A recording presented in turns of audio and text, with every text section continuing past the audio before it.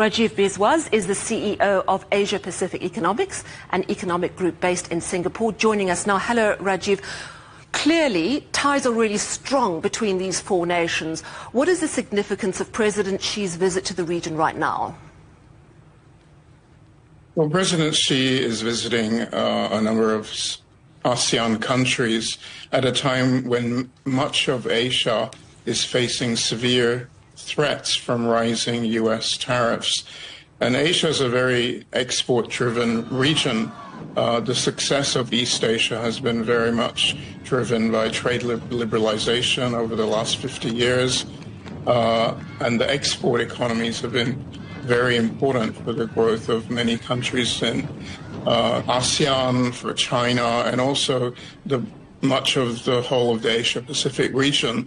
So at a time when U.S. policy is shifting towards trade protectionism, President Xi's visit is very crucial for building regional cooperation and also a common approach to how to respond to the threat of U.S. tariff measures. And in particular, I think the upcoming visit to Malaysia is crucial because at the moment, Malaysia is the chair of ASEAN. So the meeting between President Xi and the Prime Minister of Malaysia, who's leading the ASEAN initiatives to have a coordinated response to the U.S. tariffs, will be very important. Do you think that this tariff turmoil actually presents an opportunity within the Asian region? I think the U.S. tariff increases are severe disruption to world trade and are actually a very significant economic shock to the world economy if they are implemented in the way that's been communicated.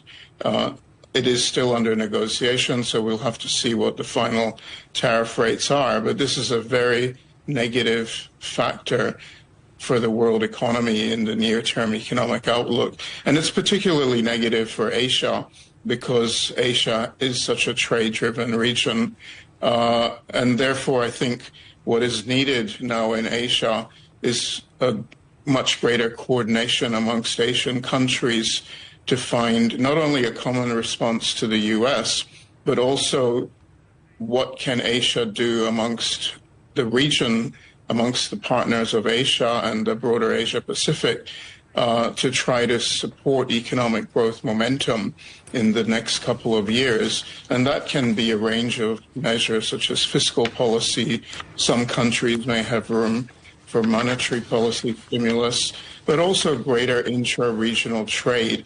Already, East Asia and the broader Asia-Pacific have a very important platform with the RCEP free trade agreement, which is already in place. So further initiatives to strengthen RCEP, to strengthen other forms of regional trade cooperation, and also bilateral trade cooperation will be very crucial to try to put more momentum for Asia's own domestic-driven growth and be less reliant on trade with the U.S. over the medium to longer term, because clearly what has happened now is forcing Asia to really look towards its own consumer markets. And there are very big consumer markets in Asia. China, of course, is a vast consumer market. Japan's a large consumer market.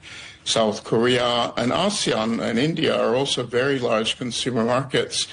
We have to remember that Asia is now a very big part of the global economy. About 37% of world GDP comes from the Asia-Pacific region. So Asia has a lot of muscle now to do more amongst itself. So I think greater cooperation is now needed to try to drive domestic-driven economic growth amongst the Asian countries in the face of these tariffs from the U.S. All right. Well, thank you so much for speaking to us. That's Rajiv Biswas, CEO of Asia Pacific Economics, which is an economic group based in Singapore.